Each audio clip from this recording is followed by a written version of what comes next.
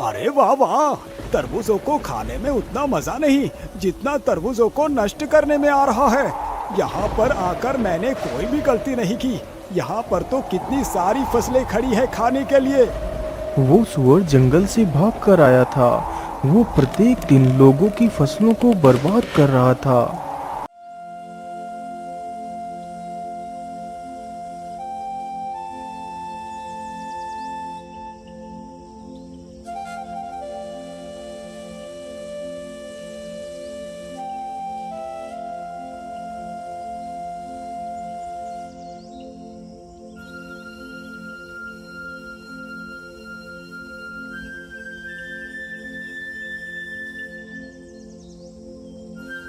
हे भगवान, ये क्या हो गया? मेरे खेत के तो सारे तरबूज उस दुष्ट सुअर ने बर्बाद कर दिए।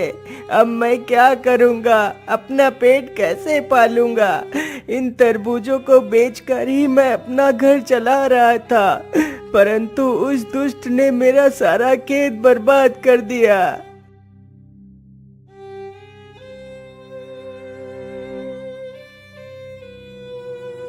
अरे मुन्ना भाया, क्या हुआ? आप रो क्यों रहे हो?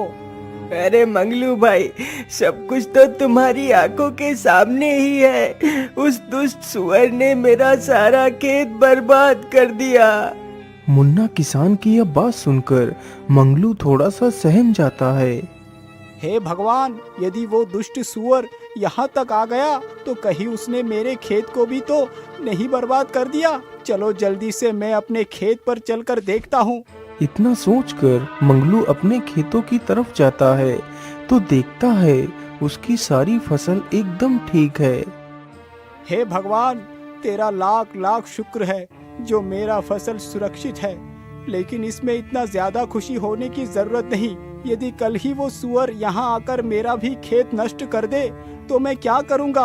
अरे नहीं नहीं, मैं ऐसा करता हूँ, मैं आज से ही अपनी खेत की रखवाली करता हूँ। मैं आज रात यहीं पर रुकूंगा। रात होते ही मंगलू एक चारपाई पर बैठकर अपने खेत की रखवाली करने लगता है। उधर वह दुष्ट सुअर फिर से भोजन की तलाश में घूमने लगता है।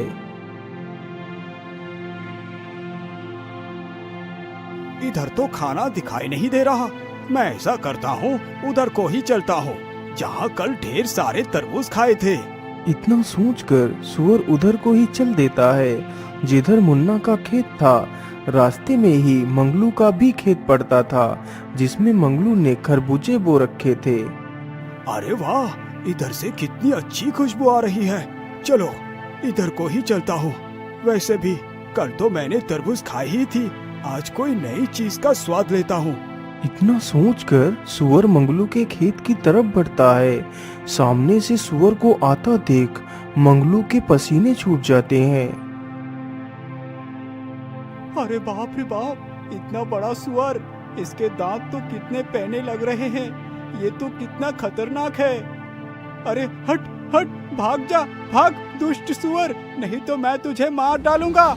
इतना बोलकर मंगलू डंडा लेकर सुअर की तरफ बढ़ता है, लेकिन सुअर मंगलू से बिल्कुल भी नहीं डरा। वहां से भागना तो दूर, सुअर और उल्टा मंगलू पर हमला करने के लिए आगे बढ़ता है और मंगलू को पूरे खेत में दौड़ाने लगता है। अरे अरे मूर्ख सुअर, तू यहाँ क्या कर रहा है? मेरे ही खरबूजे खाकर मुझ पर ही हमला कर रहा है। मुझे लगता है ये सुअर पागल हो गया है। अरे भागो!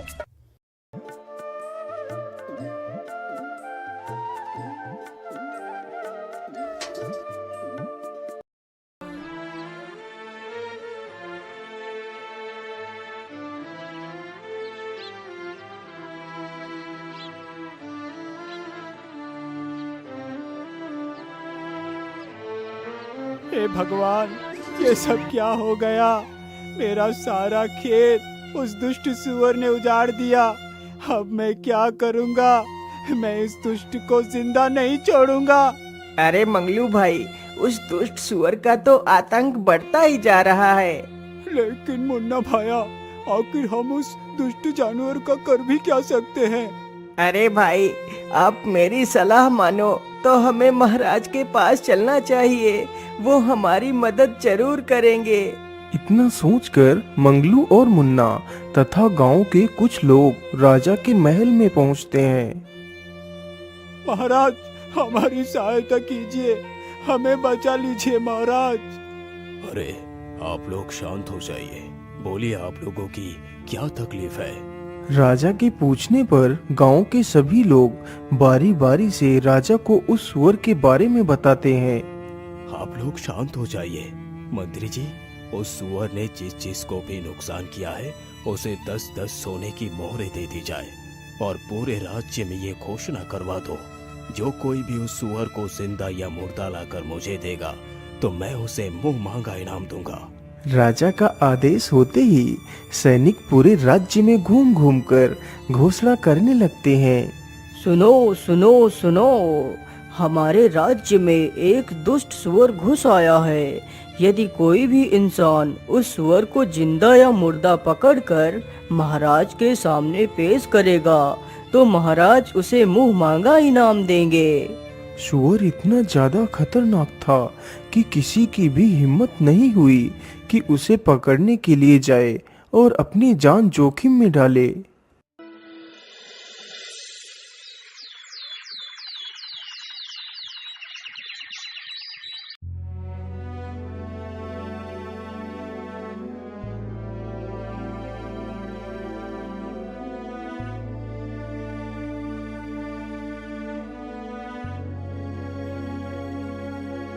अरे मंत्री जी, क्या आपने राज्य में मेरी घोषणा नहीं सुनाई? अभी तक कोई भी व्यक्ति उस सुअर को पकड़ने के लिए क्यों नहीं आया? महाराज, मुझे क्षमा कीजिए, लेकिन मैंने पूरे राज्य में यह घोषणा करवाई थी। महाराज, मुझे लगता है वह सुअर बहुत खतरनाक है, इसलिए कोई भी व्यक्ति जानबूझकर अपनी जान को जोखिम में नहीं डालना चाहता। परंतु मंत्री जी, यदि ऐसा ही रहा तो वो सुअर हमारे पूरे राज्य का विनाश कर देगा। महाराज, उस सुअर को पकड़ना या फिर मारना किसी आम आदमी के बस की बात नहीं है। मंत्री जी, मुझे लगता है मुझे अपनी शर्त को बदलना होगा। इसीलिए मंत्री जी, तुम जाओ और पूरे राज्य में ये घोषणा कर दो, यदि कोई भी मुझे उस सुअर को जिंदा या मुर्दा पकड़ कर देगा तो मैं उसे अपना आधा राज्य तथा अपनी राजकुमारी की विवाह भी उसी वीर के साथ करवा दूंगा। सुनो सुनो सुनो, राजा ने अपनी शर्त बदल दी है। अब यदि कोई इंसान उस सुअर को जिंदा या मुर्दा लाकर राजा को देगा तो राजा उसे अपना आधा राज्य दे देगा तथा अपनी पुत्री का विवाह उसी के साथ कर देगा। सैनिक पूरे राज्य में यह घोषणा करते हैं। उन सैनिकों की बात दो भाई चुपचाप खड़े होकर सुन रहे थे। बड़े भाई का नाम राकेश तथा छोटे भाई का नाम भोला था। राकेश बड़े ही कुटिल स्वभाव का था, जबकि भोला तो मानो भोला ही था। वह दोनों बहुत ही गरीब थे। अरे भोला, क्या तुमने भी वही सुना जो मैंने सुना है? हाँ भैया, आपने एकदम ठीक ही सुना है। अब तो मैं ही उस सुअर को मार कर लाऊंगा और राजकुमारी से विवाह कर बन जाऊंगा इस राज्य का राजा। इसीलिए मैं तो चला महाराज के पास। इतना कहकर राकेश वहां से चला जाता है और भोला भी अपने घर की तरफ चला जाता है।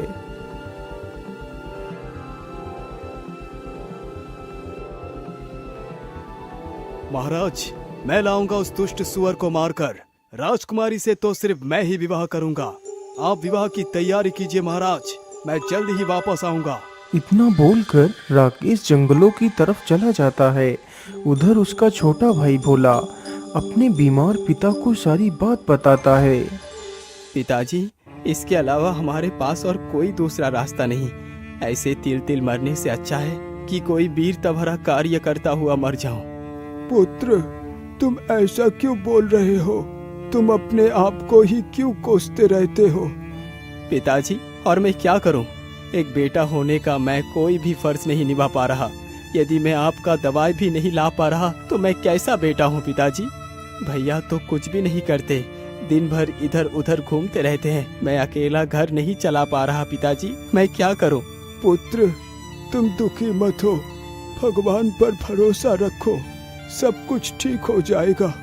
पिताजी, यदि सचमुच भगवान सब कुछ ठीक कर देंगे तो मैं भगवान के सहारे ही उस दुष्ट सुअर को पकड़ने के लिए जाऊंगा। यदि ईश्वर ने चाहा तो मैं जरूर अपने मकसद में कामयाब होऊंगा।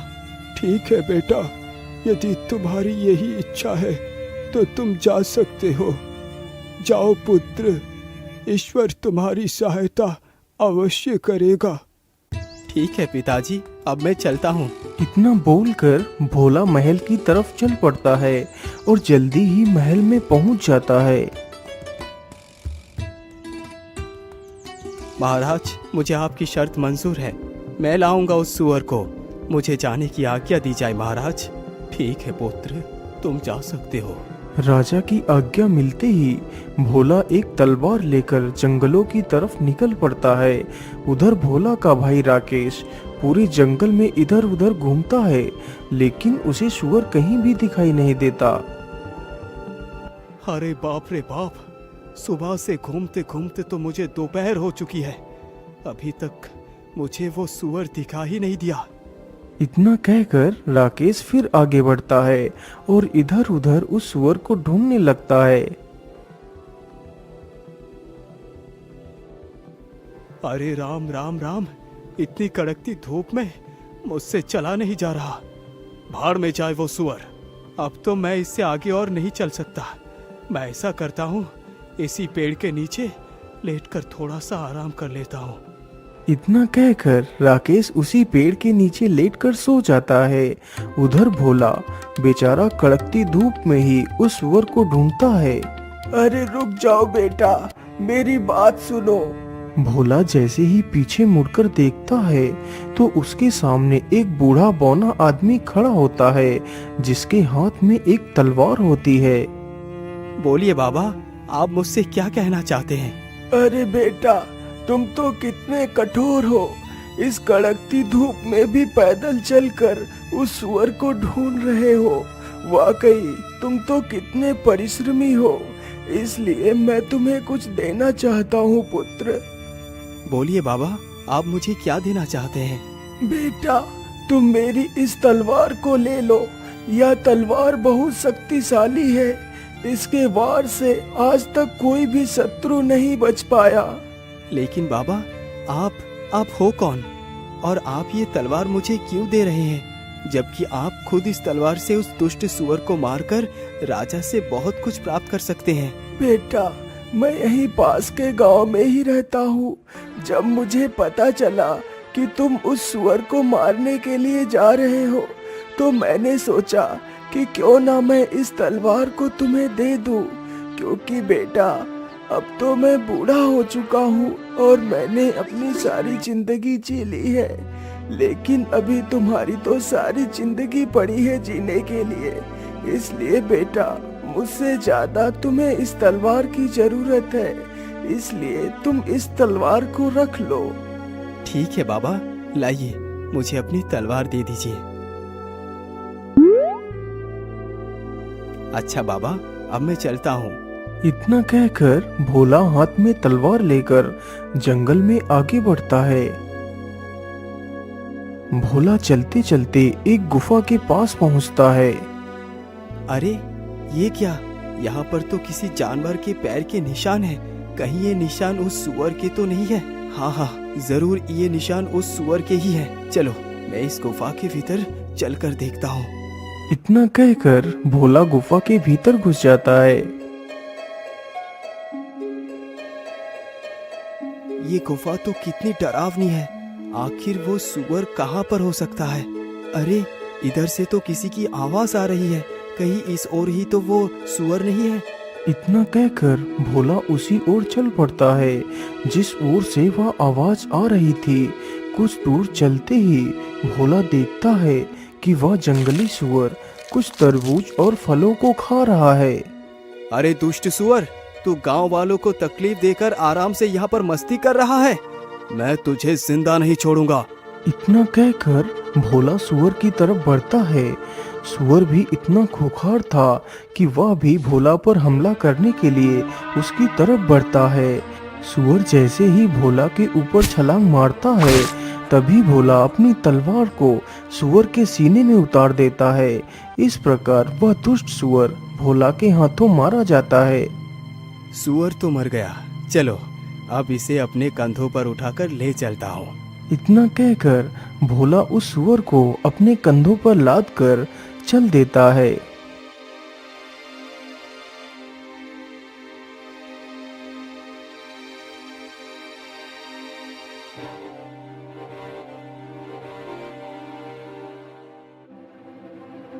भोला चलते चलते वहीं से गुजरता है जहां पर उसका बड़ा भाई एक पेड़ के नीचे लेटकर सो रहा था।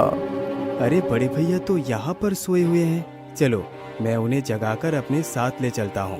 कहीं किसी जंगली जानवर ने इन्हें यहाँ पर देख लिया तो उन्हें नुकसान भी पहुँचा सकते हैं। अरे भैया उठिए और देखिए, मैं उस सुअर को मार कर ले आया हूँ। भोला के इतना बोलते ही राकेश की आंखें खुल जाती हैं।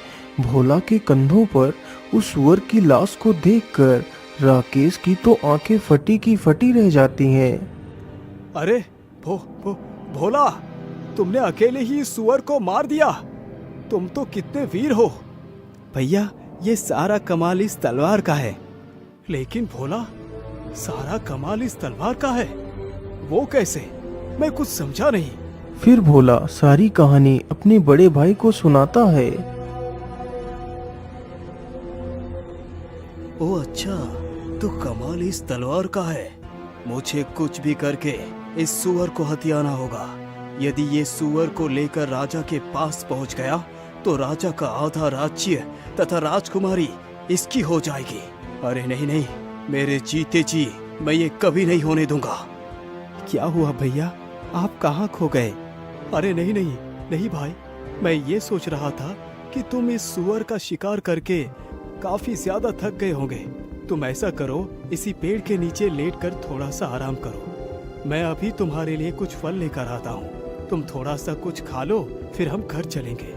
ठीक है भैया, जैसी आपकी इच्छा, मैं यहीं पर रुक जाता हूँ। इतना सुनकर राकेश जल्दी ही वहां से चला जाता है।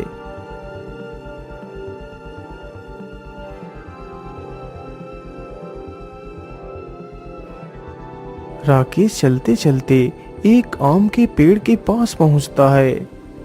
अरे वाह, इसमें तो कितने सारे आम लगे हुए हैं। चलो इसी में से कुछ आम तोड़ लेता हूँ। राकेश तुरंत ही एक पत्थर उठाता है और पेड़ पर फेंकता है तो कुछ आम टूटकर नीचे गिर जाते हैं।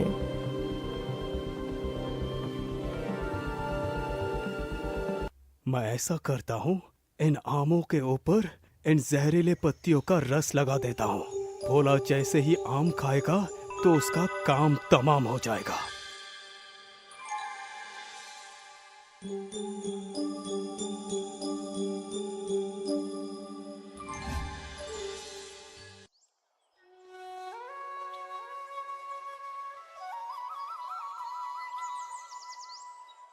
अरे भोला, उठो उठो, देखो मैं तुम्हारे लिए फल तोड़ कर ले आया हूँ। इतना सुनते ही भोला आंखें खोलकर देखता है तो उसके सामने कई सारे आम के फल रखे हुए होते हैं। तो भोला उसमें से एक आम का फल उठा लेता है। भैया आप भी खाइए ना, आप चुपचाप क्यों बैठे हैं? अरे नहीं नहीं भाई, मैं ये फल नहीं खा सकता। ये फल तो मैं सिर्फ तुम्हारे लिए लाया हूँ। मैं तो पेड़ के पास बैठकर ढेर सारे फल खाकर आया हूँ। अब तो मेरे पेट में बिल्कुल भी जगह नहीं बची है कि मैं कुछ और खाऊं। अच्छा ठीक है भैया, मैं कुछ फल खा लेता हूँ और कुछ फल पिताजी के लिए भी ले चलता हूँ। भोला तुरंत ही आम के फलों को खाने लगता है। भोला ने अभी मुश्किल से एक ही आम का फल खा पाया था। अरे भैया, ये कैसा आम था? इसे खाकर तो मुझे चक्कर से आने लगे हैं। इतना कहकर बेचारा भोला जमीन पर गिर जाता है। अरे वाह वाह, भोला तो गया काम से। अब तो मैं बनूंगा राजा। चलो मैं ऐसा करता हूँ, इसकी लाश को कहीं दूर झाड़ियों में दफना देता हूँ।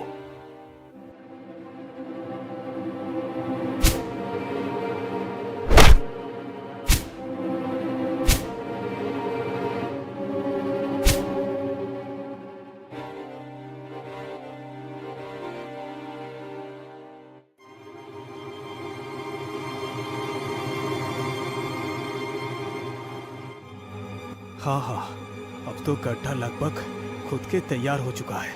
चलो अब भोला को इसी गड्ढे में दफना देता हूँ। राकेश तुरंत ही भोला का एक हाथ पकड़कर उसे खींचता हुआ गड्ढे के पास ले जाता है और उसे गड्ढे में गिरा देता है। फिर उसके ऊपर मिट्टी डालने लगता है। कुछ देर में ही राकेश ने भोला को मिट्टी से ढक दिया। राकेश जल्दी ही उस मृत सुअर को अपने कंधे पर रखता है और महल की तरफ चल देता है। राकेश चलते चलते जल्दी ही महल में पहुंच जाता है। राजा राकेश के कंधे पर लदे उस सुअर को देखकर आश्चर्य में पड़ जाता है। आखिर इसके जैसा मूर्ख और घमंडी इंसान मेरा दामाद बनेगा। यदि मैंने अपना राज्य इसके हाथों में सौंप दिया तो मेरे सारे राज्य का विनाश ये खुद ही कर देगा। अब क्या करूं? मैं अपने वचन से पीछे भी नहीं हट सकता। क्या हुआ महाराज, आप किस चिंता में डूब गए? आपने अभी भी विवाह की तैयारी नहीं की? अरे बेटा, मैं तुम्हारा विवाह अपनी पुत्री से अवश्य कराऊंगा, लेकिन अभी नहीं। पंडित जी ने बताया है अभी 7 दिनों तक मुहूर्त अच्छा नहीं है, इसीलिए हम तुम्हारा विवाह और अपना आधा राज्य इन 7 दिनों के बाद ही देंगे। ठीक है महाराज, मुझे इससे कोई भी आपत्ति नहीं। मैं 8वें दिन ही दूल्हा बनकर अपनी राजकुमारी तथा अपने आधे राज्य को लेने आऊंगा। इतना बोलकर राकेश वहां से वापस चला जाता है। बेटा राकेश, तुम्हारा भाई भोला अभी भी लौटकर क्यों नहीं आया? वो भी तो सुअर का शिकार करने के लिए गया था। अरे पिताजी, आप मेरा दिमाग क्यों खा रहे हैं? मुझे क्या पता भोला कहाँ गया। आप खुद ही चले जाइए और भोला को ढूंढ कर ले आइए।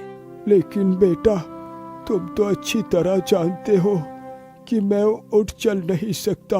बेटा, तुम खुद जाकर देख आओ तुम्हारा भाई कहाँ है। पिताजी, मैं कहीं नहीं जाऊंगा। यदि वो वापस नहीं आया तो इसका मतलब उसे किसी जंगली जानवर ने खा लिया होगा। अरे नहीं नहीं बेटा, तुम ये कैसी बातें कर रहे हो? तुम इतने कठोर मत बनो। ये मत भूलो कि वो तुम्हारा ही भाई है। बेटा, बुरे वक्त में एक भाई ही दूसरे भाई का सहारा बनता है।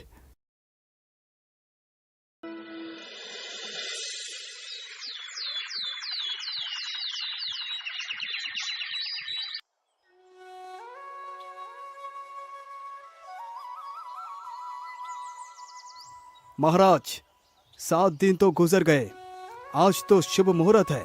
आप जल्दी से मेरा विवाह राजकुमारी से कर मुझे अपनी आधा संपत्ति दे दीजिए। हे भगवान, क्या मेरी पुत्री का भाग्य इसी दुष्ट के भाग्य से जोड़ दिया है? यदि ऐसी बात है प्रभु, तो मैं खुशी खुशी अपनी पुत्री का विवाह इसी के साथ करने के लिए तैयार हूँ। ठीक है, जरा बैठो। मैं अपने पूरे राज्य में अपनी बेटी के विवाह की घोषणा करवा दूं। मंत्री जी, जाइए और राजकुमारी के विवाह की घोषणा करवा दीजिए और कह दीजिए कि सभी लोग जल्दी से जल्दी राजकुमारी के विवाह में शामिल हो। सुनो सुनो सुनो, राजा की पुत्री का आज विवाह है, इसलिए सभी लोग राजा के महल में जल्दी से जल्दी पहुंच जाइए।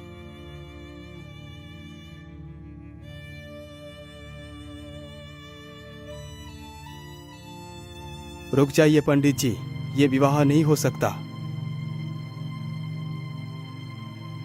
अरे भोला बेटा, तुम कहाँ से आ गए? तुम तो मर गए थे। नहीं महाराज, मैं मरा नहीं, लेकिन मुझे मारने की पूरी कोशिश की गई थी। लेकिन भोला, तुम्हें किसने मारने की कोशिश की? बताओ मुझे। महाराज, मुझे मारने वाला कोई और नहीं बल्कि मेरे बड़े भैया ही है। लेकिन भोला, तुम इतने दिनों से थे कहाँ? फिर भोला अपनी सारी कहानी वहां पर खड़े सभी लोगों को सुनाने लगता है।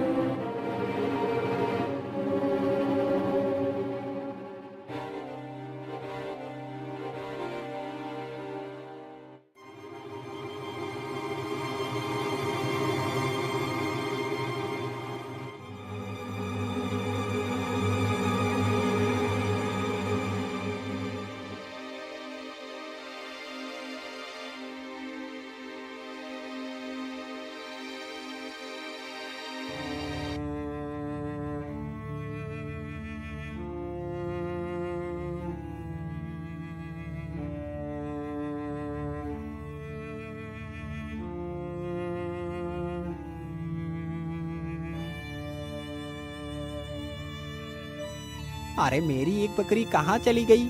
अभी तो मेरी दोनों बकरियां यहाँ पर घास खा रही थी, लेकिन अचानक से कहाँ चली गई? तभी चरवाहे की नजर अपनी बकरी के ऊपर पड़ती है, जो बकरी उसी स्थान पर घास खा रही थी जहाँ कुछ देर पहले राकेश ने अपने भाई भोला को दफनाया था। अरे मेरी बकरी तो वहाँ पर है, चलो उसे वहाँ से इधर को ले आता हूँ। इतना कहकर चरवाहा अपनी बकरी को हाँकने के लिए जाता है तो देखता है कि वहाँ पर ताजी मिट्टी खुदी हुई पड़ी है। उसी मिट्टी के भीतर से एक हाथ बाहर निकला हुआ है। राकेश ने जल्दबाजी में अपने भाई को दफनाया था तो उसका एक हाथ मिट्टी के बाहर ही रह गया था। यह देखकर तो चरवाहा काफी डर जाता है। अरे राम राम राम, ये हाथ किसका है? चरवाहा जल्दी से उस हाथ को पकड़कर देखता है। अरे ये इंसान तो जिंदा है, इसकी तो सांसें चल रही है। चलो मैं जल्दी से इसे बाहर निकाल लेता हूँ। चरवाहा बिना देर किए हुए जल्दी जल्दी से मिट्टी को हटाने लगता है और भोला को बाहर निकाल लेता है।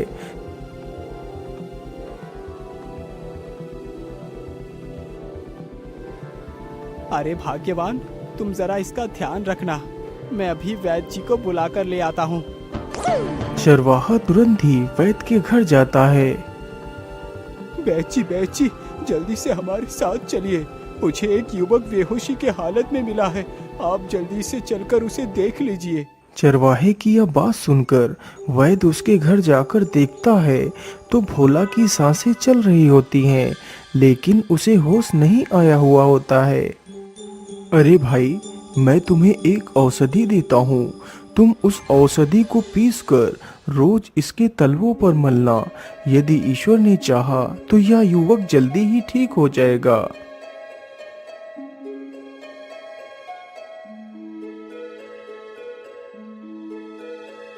वह चरवाहा प्रत्येक दिन उस औषधि को भोला के तलवों पर मलता रहता है, शायद इसी उम्मीद में कि भोला को होश आ जाए। इसी प्रकार धीरे धीरे 7 दिन गुजर जाते हैं।